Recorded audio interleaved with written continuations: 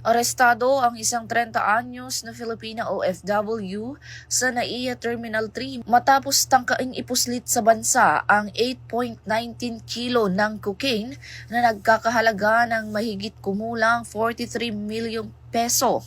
Ayon sa PNP Drug Enforcement Group, ang sospek na kinilalang si alias Vay na ay dumating mula Brazil via Doha, Qatar.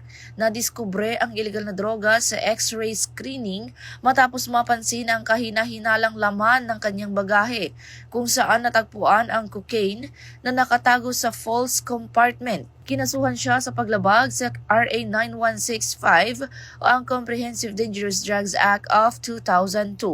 Patuloy naman ang mahigpit na kampanya ng PNP laban sa iligal na droga, alinsunod sa bagong PNP para sa bagong Pilipinas. Serbisyong mabilis, tapat at nararamdaman.